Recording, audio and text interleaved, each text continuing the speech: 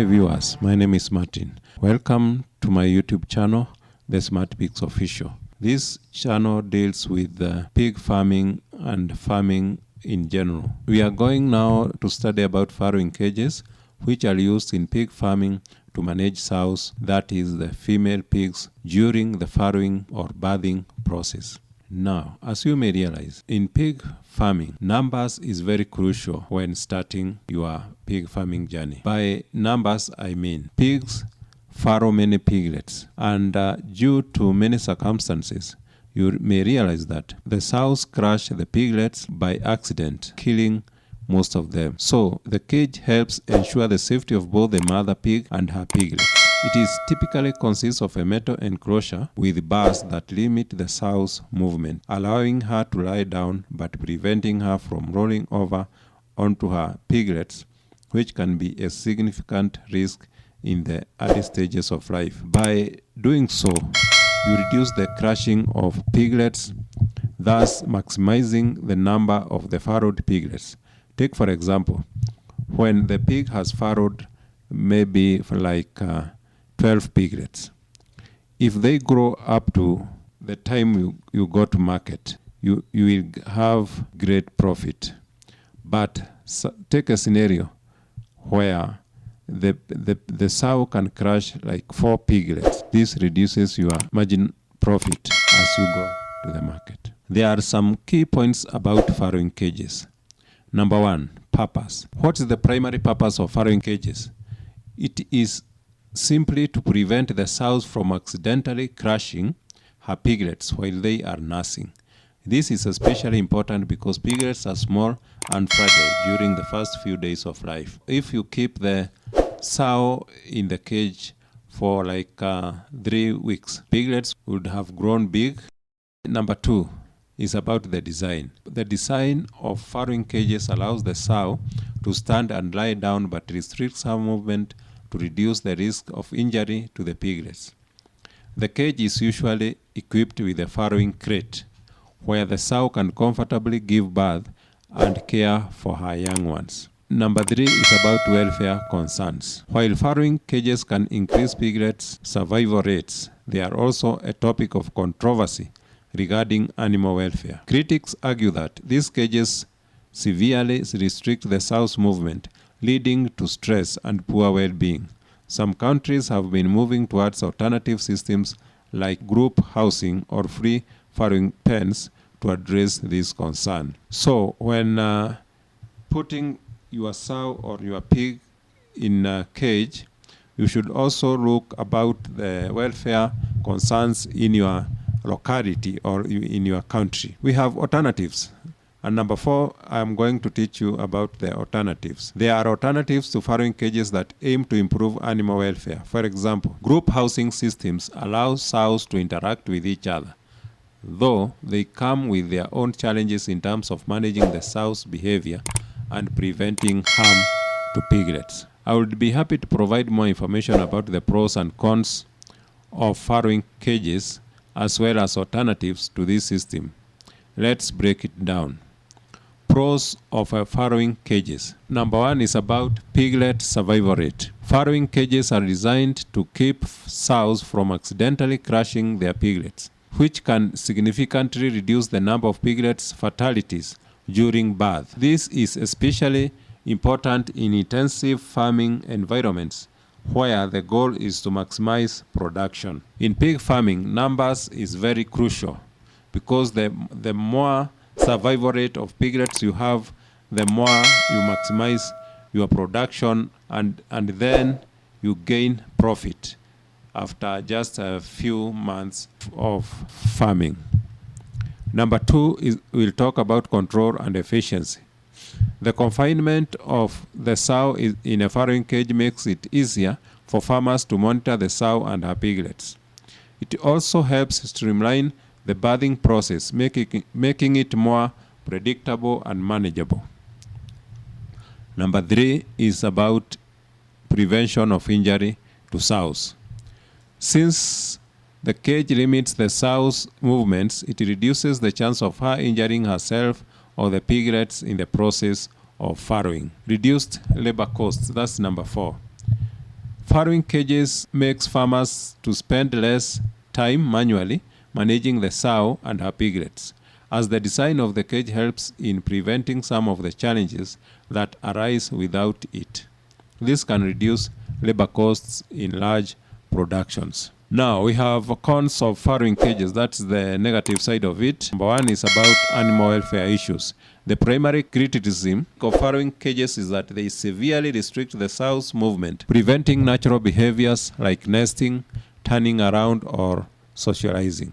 This can lead to physical and psychological stress, discomfort, and a lack of adequate space. Number two is about health. The confinement of sows in small cages can lead to health issues such as joint problems, sores, and overall poor physical condition due to the inability to move freely. We have number three here, which is, to me, is just ethical concerns.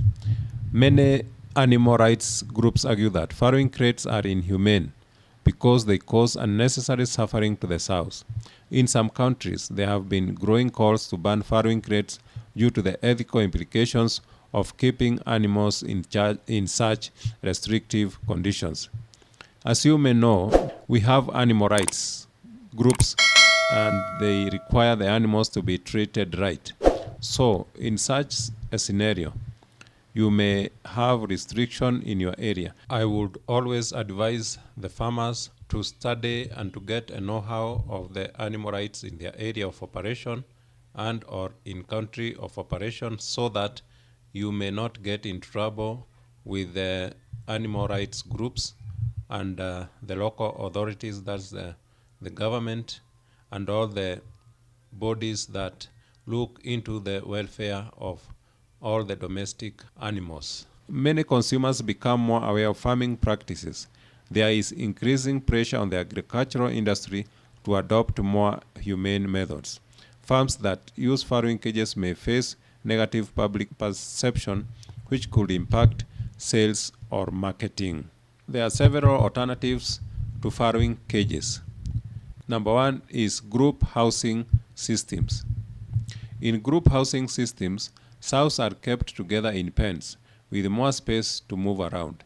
This allows them to engage in natural behaviors like socializing and nesting. These systems require careful management to ensure that aggression or competition between sows doesn't harm the piglets. Pros: increased welfare for the sow, less stress, more natural behaviors. Cons: risk of injury to the piglets from other sows, less control over individual sow behavior. Now you can see group housing has also its own pros and cons. Like the pros is the increased welfare for the sow, less stress, more natural behavior. That's a good one. And also about the negative side of it is the risk of injury to the piglets from other sows, less control over individual sow behavior. In this case, you will find that many piglets are killed or crushed, and this may reduce your profit at the end of the project. Number two is free farrowing systems. Remember, we are talking about the alternatives to farrowing cages, and I've said number two is free farrowing systems. Free farrowing pens allow sows to move freely but still provide safety features to protect the piglets.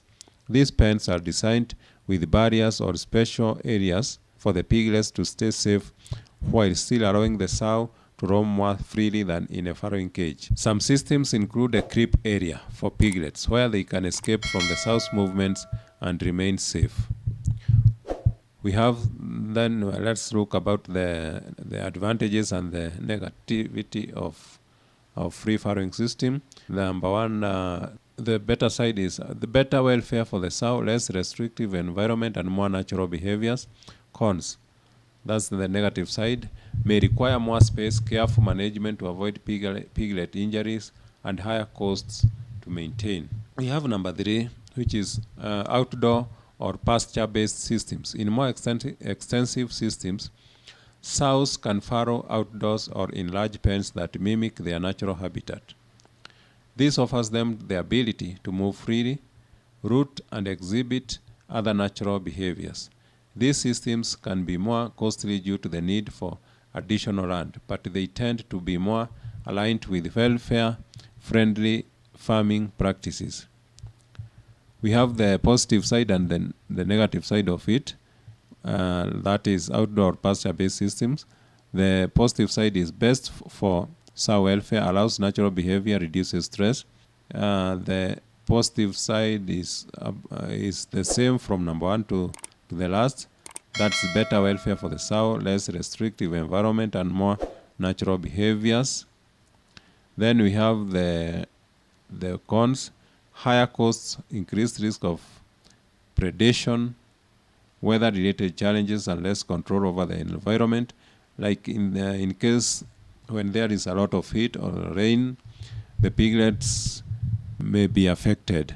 Also, we have predators which can hunt the piglets and eat them. Number 4 is individual farrowing pens. These pens offer individual space for each sow to farrow, but they are less restrictive than farrowing cages. They typically have enough room for the sow to move around, but are designed with safety features for the piglets. Pros: more space for sows allows more natural behavior, reduced risk of piglet crashing. We have the negative side of it: requires more space than farrowing cages, may be harder to manage in large operations. Now, after all this, we have a conclusion.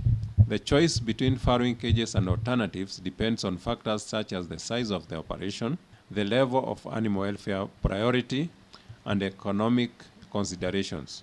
While farrowing cages provide a high level of control and improve piglet survival rates, they come with significant ethical concerns. Alternatives like group housing or free farrowing pens are seen as more welfare friendly, but come with their own set of challenges in terms of management and costs. I would like to thank all my viewers for this channel. Thank you for your support. Thank you for what you have been doing to this channel. We did a video about the deep litter farming systems, also about the IMO, indigenous microorganisms. Then we did a video about pig feeding formula, the feeding formula for the growers, for the starters, for the sow and winner, and we were very happy. We got massive support from you. We were very happy, even also for those who continued asking many questions about the deep litter system, about the indigenous microorganisms. We are very happy for you. I will ask you, if you are new in this channel, kindly view, subscribe, and share our videos, and we will be very happy for the support you will give to us. We thank you, all our viewers. We say thank you. We are humbled. I will continue to urge you, all the farmers, in case you have a story to tell about the pig farming journey, you are welcome to invite us to your farm. We'll come have a chat with you, make great videos, and also we'll be able to learn pig farming. We'll be very happy to air your project into our channel, and also I know these videos will enlighten many people, those who are in need of pig farming projects. It will also encourage others. It will also be a learning process to all the viewers in our channel. We thank you, and feel free to call us anytime. Our numbers are displayed there. Anytime you feel you are free to call us, we will be very happy to come to your farm. Thank you very much. Thank you, and goodbye.